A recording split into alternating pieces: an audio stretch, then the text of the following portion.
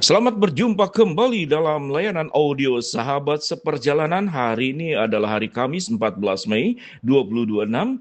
Tema renungan adalah mengucap syukur di waktu sulit. Firman Tuhan terambil dalam 1 Tesalonika 5 ayat 16 sampai dengan ke-22. Bersukacitalah senantiasa, tetaplah berdoa, mengucap syukurlah dalam segala hal, sebab itulah yang dikehendaki Allah di dalam Kristus Yesus bagi kamu. Jangan padamkan roh, jangan anggap rendah nubuat-nubuat. Ujilah segala sesuatu dan peganglah yang baik. Jauhkanlah dirimu dari segala jenis kejahatan. Mari kita berdoa. Bapa yang di dalam surga, di tengah kondisi hidup yang semakin berat, semakin sulit, inflasi, peperangan, ketidakpastian, kami tetap bisa mengucap syukur karena Allah menyertai, menguatkan, menyediakan, mencukupkan, memberi jalan keluar untuk setiap permasalahan yang kami hadapi. Di dalam nama Tuhan Yesus kami berdoa, amin. Shalom sahabat seperjalanan yang dikasihi Tuhan. Tema yang kita pelajari adalah mengucap syukur di waktu sulit, atau di dalam firman Tuhan dikatakan mengucap syukurlah dalam segala hal. Mengucap syukur sewaktu baik-baik saja sangat mudah. Mengucap syukur sewaktu kita sehat sangat mudah. Mengucap syukur tatkala semuanya lancar, sukses, berhasil, sangat-sangat mudah, luar biasa. Semua orang bisa. Anak-anak pun sama. Anak-anak tuh sangat senang tatkala dia mendapatkan mainan. Tatkala kita bawa anak-anak pergi, lalu ada banyak barang yang dilihat oleh anak-anak. Lalu setiap menginginkan sesuatu, matanya melihat, tangannya memegang, lalu memeluk mainan tersebut dan berkata, "Papi, Mami, biarlah belikan ini untuk aku." Tentu dengan senang hati. Semua bisa. Tetapi bagaimana mengucap syukur di waktu sulit?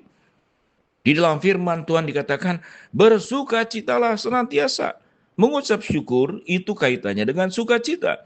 Artinya apa? Bersukacitalah senantiasa di waktu sulit, di waktu susah. Bagaimana kita mengucap syukur di waktu sulit dan di waktu susah? Bagaimana kita bersukacita di waktu sulit dan di waktu susah? Kita harus melihat bahwa segala perkara yang terjadi di dalam setiap kehidupan kita, termasuk dalam Roma 8 ayat 28, segala sesuatu itu untuk mendatangkan kebaikan bagi setiap kita yang mengasihi Dia. Kalau kita belajar tentang kesulitan dan problem, itu tidak selalu identik dengan dosa. Kesulitan dan problem yang pertama adalah karena kita memang bukan Tuhan. Kita manusia. Manusia punya keterbatasan, manusia punya kesanggupan, manusia pun di dalam kelemahan. Semuanya disebabkan setelah manusia jatuh di dalam dosa, umur manusia menjadi makin pendek. Dari hampir 1000 tahun di dalam perjanjian lama, orang-orang terdahulu, kita 70 tahun, 80 tahun, itu sudah bonus luar biasa.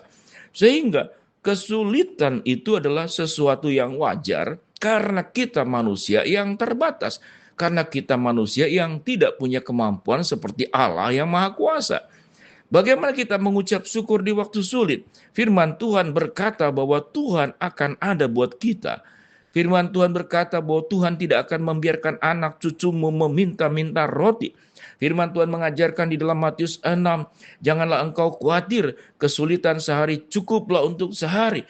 Lihat bunga bakung di ladang, burung-burung di udara.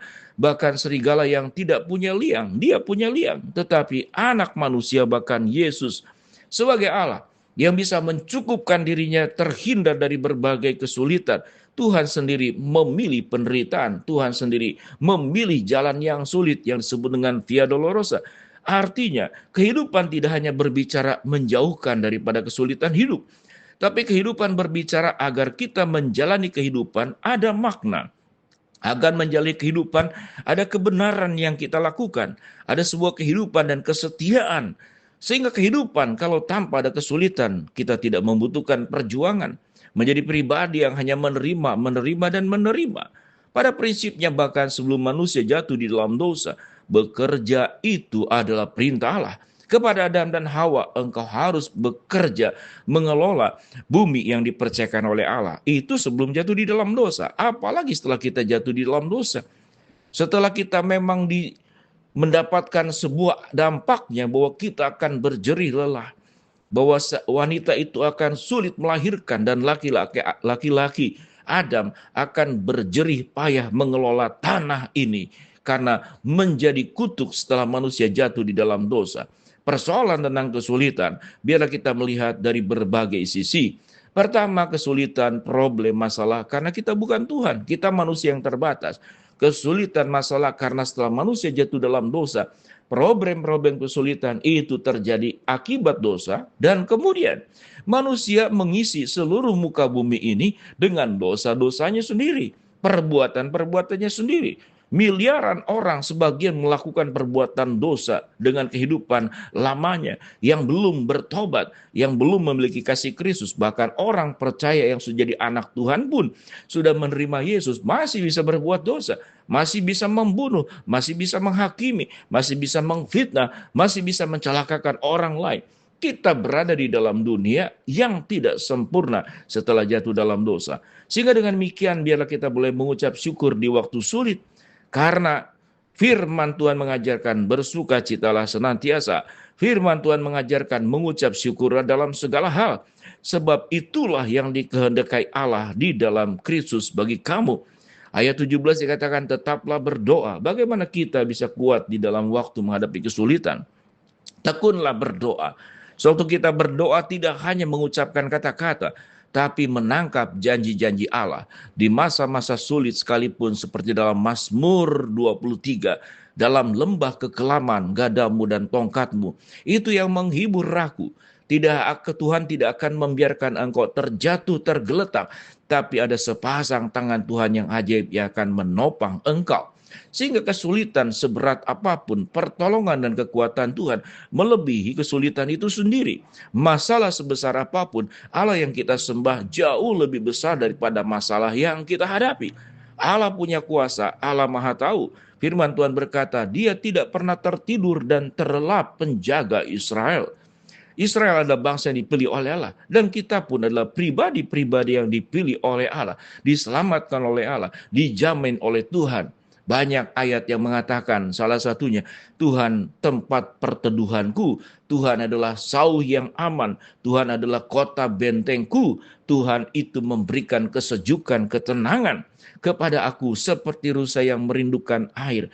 Dan firman-Mu yang berkata, marilah semua yang letih lesu dan berbeban berat, aku akan memberikan kelegaan kepadamu. Kalau kita sudah mendengarkan dan menikmati janji-janji Allah yang sudah terjadi di masa terdahulu, bagaimana pertolongan Allah digenapi, maka setiap kesulitan yang kita hadapi saat sekarang pun, Tuhan akan berperkara, menolong dan menggenapinya. Bersyukurlah, mengucap syukurlah di waktu sulit, mengucap syukurlah di dalam segala keadaan, maka tangan Tuhan yang lebih kuat daripada tanganmu akan membela, menopang, menguatkan, menyertai, melindungi, dan merencanakan semua yang terbaik untuk hidupmu. Biarlah kita boleh mengucap syukur karena hidupmu tidak sendiri. Ada Allah yang menyertai.